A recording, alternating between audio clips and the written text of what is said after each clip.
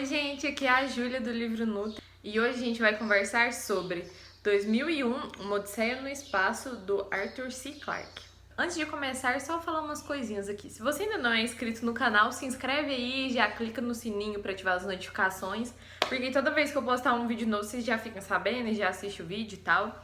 E se você gostar desse vídeo, curte ele aí, me fala o que você achou do vídeo, me fala principalmente nesse momento o que você achou desse livro, porque assim, cara, é um livro interessante demais. Eu não sei nem por onde começar, mas vou tentar, vamos lá. 2001, então, é um romance de ficção científica super conhecido, que tem uma adaptação muito famosa no cinema, que inclusive eu não conheço, mas assim, o que é muito interessante é que esse livro foi escrito pelo Arthur C. Clarke, só que ele foi escrito em conjunto com o roteiro do filme 2001. O filme é do diretor Stanley Kubrick, que é um diretor muito famoso do cinema, era, né, porque ele já faleceu. Mas assim, o livro foi lançado depois do filme e essa ideia desse livro veio porque, inclusive aqui no prefácio, o Arthur conta isso pra gente, que ao escrever um roteiro, a história tem que ser muito detalhada, tem que ter detalhes sobre como que os personagens vão agir, sobre como que vai ser a cena e tudo mais. E aí, disso, ele achou que ia ser uma ótima ideia para fazer um filme melhor ainda, escrever um livro sobre, porque no livro a história é muito mais detalhada. Mas esse livro foi simplesmente incrível. O jeito que o Arthur escreve, toda a descrição da história é muito incrível. Uma coisa que eu não sabia é que esse livro faz parte de uma tetralogia, que eu não tinha nem ideia, mas assim, que eu saiba, não tem todos os livros publicados aqui no Brasil, todos os 4. Então, essa tetralogia é composta por 2001, depois 2010, que é a segunda Odisseia, depois 2061, que é a terceira Odisseia, e por fim 3001, que é a Odisseia final. E assim, obviamente eu fiquei super curiosa para ler todos os 4 livros, mas eu não sei nem onde que eu vou achar, porque eu já procurei, eu só achei eles usados e eu só achei o 2010. Os outros 2 eu não vi nem sinal. Então eu espero realmente que a editora Aleph relance esses livros, porque eu fiquei muito curiosa. Assim, eu acho que eles não devem ser tão bons quanto esse, porque eu nem sabia da existência deles, então eles não são famosos assim. Mas eu quero muito ler mais sobre eles depois. Agora falando sobre esse aqui, 2001. Então, esse aqui é mais um livro de ficção científica. Na verdade, eu não posso falar mais um livro. Ele é um dos principais livros de ficção científica e que falam sobre o tema de vida extraterrestre. Não vou nem voltar nessa questão de existe vida extraterrestre e não sei o que lá, porque no último vídeo que eu postei sobre ficção científica, que foi Piquenique na Estrada, eu falei bastante sobre isso. Então, se você ainda não assistiu, vai lá assistir. Vou deixar o link aí. Além disso, gente, não tem nem como, sério, ainda mais depois de você ler esse livro aqui, não dá, eu nunca pensei isso, né, mas eu acho que não dá pra ninguém ler esse livro e pensar que não existe vida além da Terra, porque assim, aqui a gente tem mais uma visão de como somos insignificantes, como somos minúsculos nesse universo gigantesco. O que conta aqui então? É basicamente assim, uma história sobre o homem, sobre o desenvolvimento da raça humana, só que eu acho que é uma alegoria de como poderia ter sido, como nós poderíamos estar hoje, sabe? E assim, eu acho que eu posso dizer que é isso porque aqui os alienígenas, esses seres extraterrestres e talvez até extragalácticos, extralunares, sei lá, extra sistema solar, que vem bem de fora. Não significa só que esses seres são de outros planetas do nosso sistema solar. Esses seres que a gente encontra aqui podem ser de outras galáxias, de outros universos até, vai saber de onde, porque é uma imensidão que, gente, nossa senhora, você fica muito louco. Então, assim, aqui vai ser uma visão também porque esse livro foi escrito em 1968 e ele tem uma visão bem diferente de como poderia ser a vida no futuro.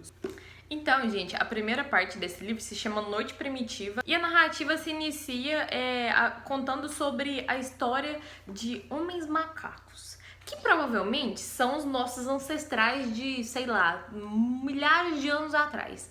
E aí o cara já começa a descrever, o cara, no caso, é o Arthur C. Clarke. Ele já começa com uma escrita incrível, porque o jeito, sabe aqueles livros que já começam de um jeito incrível? Esse é um desses livros. Porque ele já começa falando que o lugar que esses homens macacos moram está na seca há mais de 10 mil anos. E aí eu fiquei assim, você tá zoando, né? Como assim? Não, não. Esse lugar tá na seca há mais de 10 milhões de anos. E aí assim, como? Como que ainda tem vida lá? Não sei. Mas esse lugar também parece que é onde viria a ser a África no futuro. Um futuro alternativo, digamos assim. Por quê? Esses homens macacos vivem lá de um jeito super primitivo mesmo, eles não são organizados em sociedade, eles não têm nenhum tipo de organização social, eles vivem em cavernas, em grupos de mais ou menos 50 pessoas. Quando alguém morre, eles deixam as pessoas, tipo assim, eles jogam essas pessoas que morreram pros leões, leopardos, sei lá, os felinos lá, irem comer essa pessoa morta. Eles também, tipo, vivem cada um por si, sabe? Você tá com fome, você precisa se alimentar, então você sai da caverna e vai caçar comida pra você. Eu não vou trazer comida pra você, sabe? É desse jeito. Então, assim, sem nenhuma organização social, nem nada. E aí não tem nenhum nome de nenhum personagem, só tem um que o autor chama de aquele que vigiava a lua. E eu fiquei assim, por quê? Não sei. Não entendi por que o nome dele era esse, mas tudo bem. E aí conta deles, conta um pouco sobre como eles viviam e tal. Até que um dia apareceu o famoso monolito, ou monólito, tanto faz. Só que não é o monolito ainda do filme e tal, que inclusive eu esqueci de mostrar um detalhe super importante. Olha esse livro, o jeito que é. Ele é uma representação do monolito, né, preto do filme e tal, que aparece aqui na história também. Que é tipo um negócio preto, uma tábua preta, assim. Eu achei demais essa edição, um projeto gráfico incrível, mas voltando a falar sobre a história. Aí, esses homens macacos estão lá, vivendo a vida deles de boa, quando aparece um monolito, só que de gelo, no meio, tipo, da floresta lá, e eles ficam super intrigados, tipo, que é isso? Que negócio é esse? E aí, esse objeto começa a, tipo, emitir umas ondas, sei lá, e hipnotizar esses homens macacos, sabe? O objeto começa a atrair os homens macacos até ele, entendeu? Até aí. E aí, quando esses homens macacos chegam nesse monolito lá, bem em volta, assim, dele, o que acontece? Eles, tipo, começam a ser hipnotizados e obrigados a fazer certos atos, que não faz muito sentido quando você tá lendo, mas depois, pelo que eu entendi, eu acho que ele estava, tipo, testando esses homens, sabe? É isso que acontece. O objeto começa a testar esses seres pra saber qual que, sei lá, vai vingar melhor, qual que é melhor pro experimento social deles, algo assim.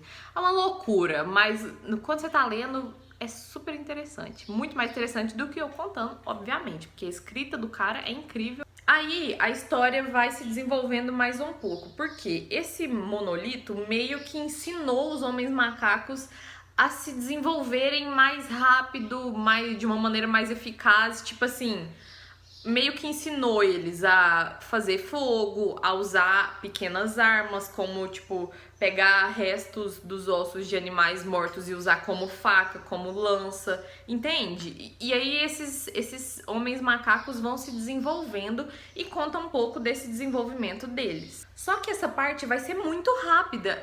No começo, eu pensei que a história inteira ia ser sobre esses homens macacos, mas não foi. Por quê? O que aconteceu? De uma maneira muito rápida, essa primeira parte do livro vai contar sobre a evolução do homem, então.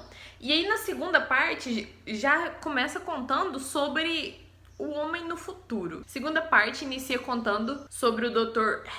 Haywood Floyd, algo assim, não sei falar esse nome, mas tá escrito aí. E aí, esse doutor tá indo pra uma estação espacial e de lá ele vai até a Lua. Então, assim, isso é uma tecnologia muito à frente do nosso tempo, que não existe hoje, mas que, assim, vai saber.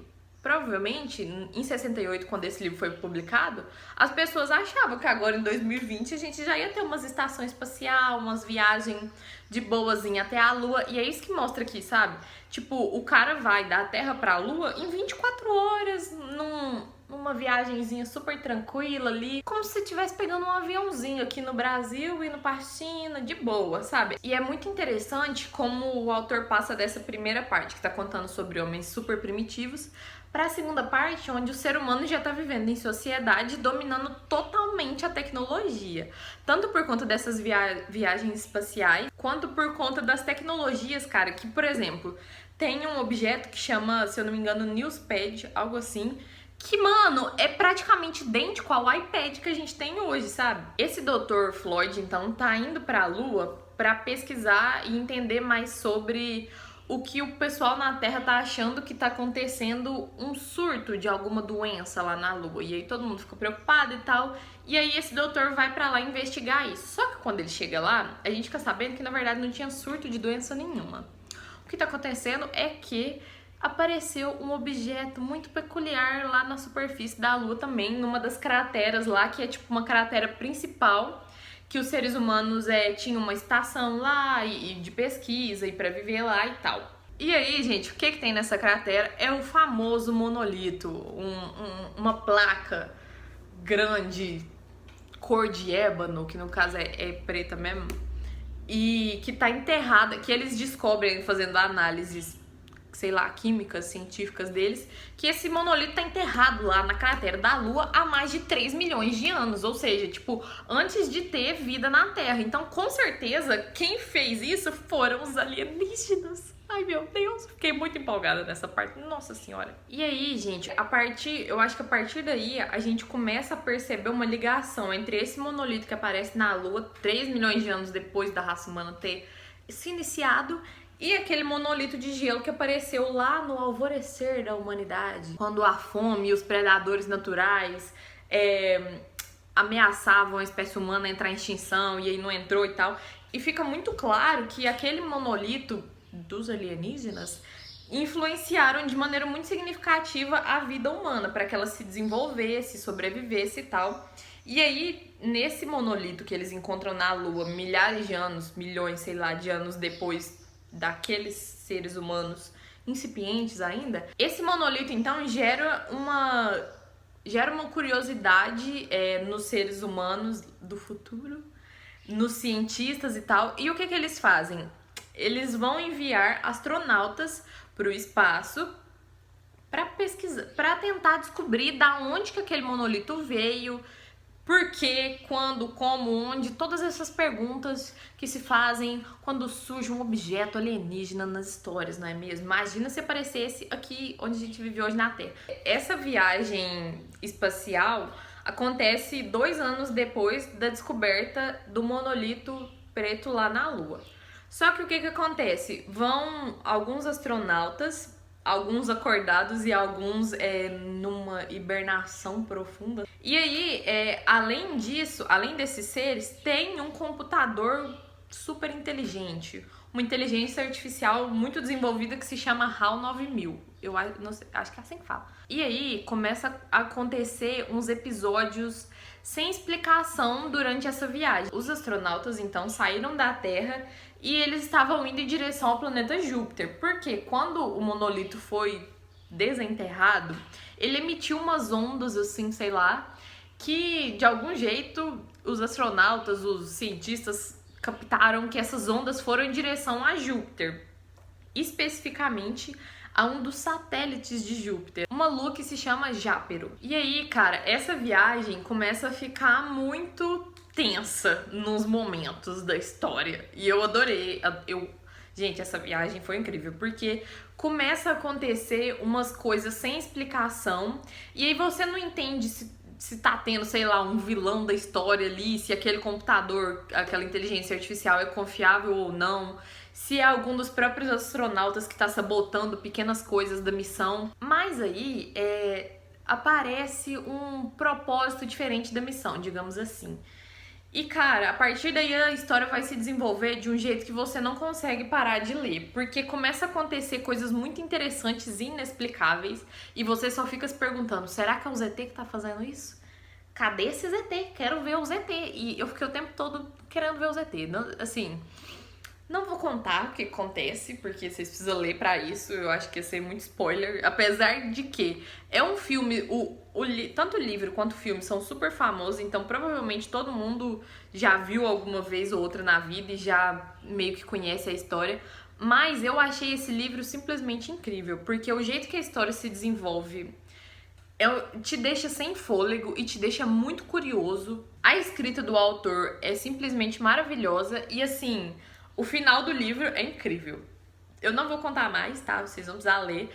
Mas, mano, eu achei muito interessante porque tem umas horas da história que uns personagens vão ficar totalmente sozinhos, isolados durante muito tempo. E depois outros personagens vão entrar meio em contato com a vida alienígena. E essa vida alienígena não é aquele ETzinho verde que a gente vê nos desenhos animados, sei lá. É uma vida alienígena.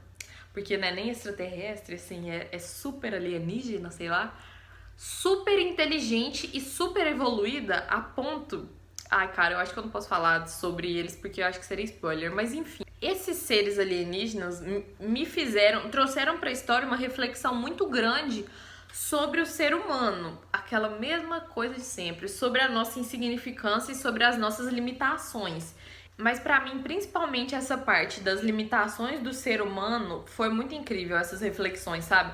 Tanto limitações físicas do nosso corpo material mesmo, quanto as limitações da nossa consciência, da nossa inteligência. Tem uma expansão de consciência aqui nesse livro que é uma coisa incrível, te faz pensar, refletir demais sobre quem a gente é, pra onde a gente tá indo, o que, que a gente tá fazendo aqui nesse planeta. E sabe, meu Deus, é simplesmente incrível esse livro. Todo mundo precisa ler, vocês entenderam? Leiam esse livro, não percam tempo, leiam esse livro. Leiam, é muito importante. E aí, além das reflexões incríveis sobre essa questão que eu acabei de falar, também tem outras reflexões sobre nós somos livres mesmos? Até onde vai esse negócio do livre-arbítrio? Até onde a gente é dono do nosso próprio destino? Ou a gente tá seguindo algo que foi imposto e a gente nem tem ideia sobre, sabe? O nosso futuro, o jeito que a nossa vida vai ser, já tá toda esquematizada antes da gente até nascer e a gente só vai seguindo isso sem nem ter ideia, ou a gente que tá fazendo mesmo, querendo fazer, ou a gente acha que tá fazendo as coisas que a gente quer fazer, mas isso já foi imposto e a gente nem tem ideia sobre. Cara, viajei muito lendo esse livro, tô viajando até agora, é incrível esse livro. E o final é maravilhoso, e por conta desse final ser tão maravilhoso que eu fiquei super curiosa pra ler as continuações desse livro que eu nem sabia que existia. Então assim, pelo menos o próximo eu preciso achar e ler, porque se for uma continuação direta, meu Deus, eu não sei nem onde pode chegar essa história. E aí não vou falar muito mais sobre a história não, tá? Já chega. Mas só pra continuar, só pra contar mais, acho que sobre essa edição, não sei como são as outras edições desse livro, mas essa aqui, que é da editora Aleph, no final tem mais 2 contos do autor, um que chama O Sentinela e o outro que chama Encontro ao Alvorecer. E esses 2 contos meio que inspiraram o Arthur C. Clarke a escrever 2001.